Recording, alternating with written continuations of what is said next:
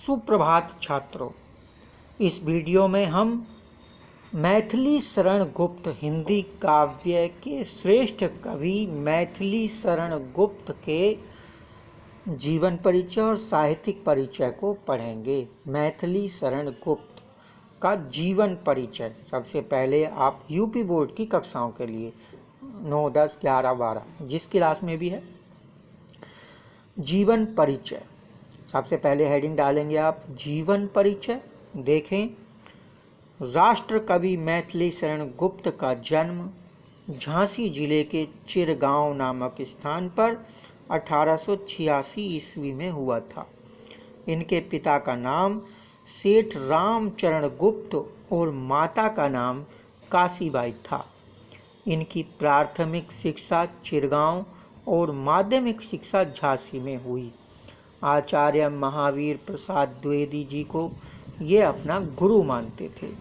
उन्हीं से प्रेरणा पाकर इन्होंने खड़ी बोली में भारत भारती नामक काव्य की रचना की। महात्मा गांधी ने इन्हें राष्ट्र कवि की उपाधि प्रदान की। भारत सरकार ने इन्हें पद्म भूषण से सम्मानित किया। भारत सरकार ने इन्हें पद्म भूषण से सम्मानित किया। 12 दिसंबर 1964 को माँ भारती का यह सच्चा सपूत पंचतत्व में विलीन हो गया। ये मैथिली शरण गुप्त जी का जीवन परिचय है। राष्ट्र कवि के नाम से जाने जाते हैं। झांसी जिले में जन्म हुआ चिरगांव नामक स्थान पर। 1886 में जन्म हुआ।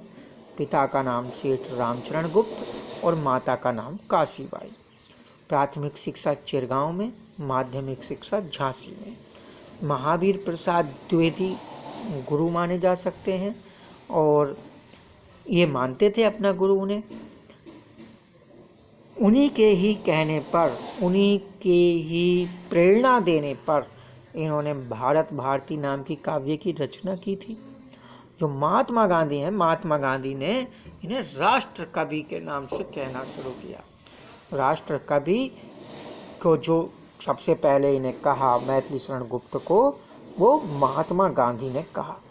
भारत सरकार ने पद्म भूषण नामक पुरस्कार से इन्हें सम्मानित किया।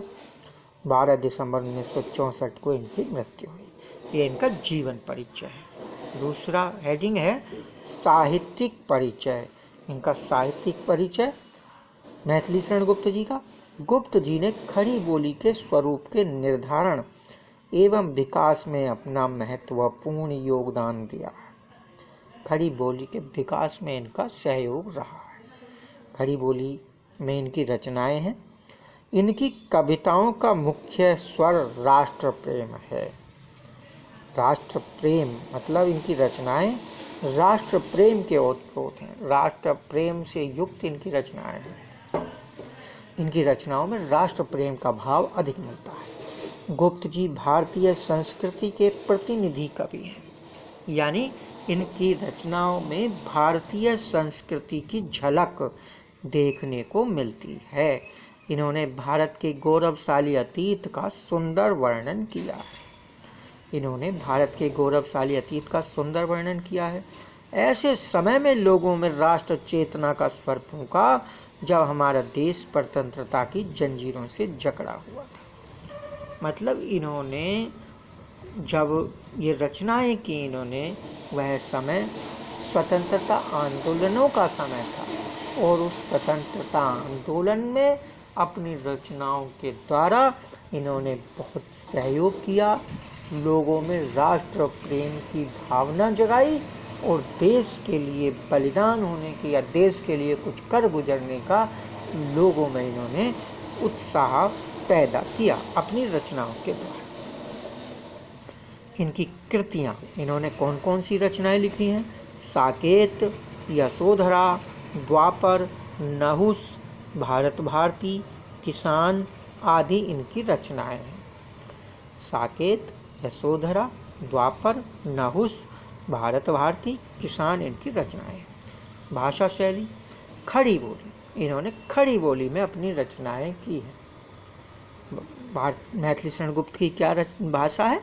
खड़ी बोली इनकी भाषा है। साहित्यिक रूप देने में गुप्त जी का महत्वपूर्ण योगदान है।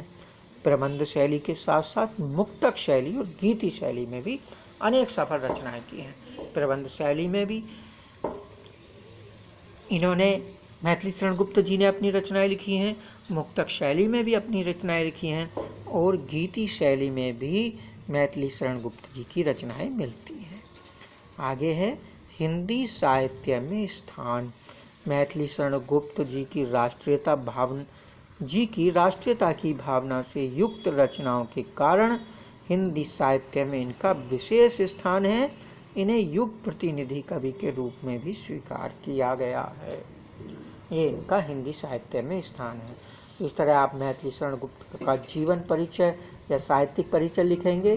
कक्षा 12, कक्षा 10 या 9 इनमें इसके आते हैं जीवन परिचय, तो आप लिखेंगे पहले जीवन परिचय, साहित्यिक परिचय, कृतियाँ, भाषा शैली और हिंदी साहित्य में स्थान।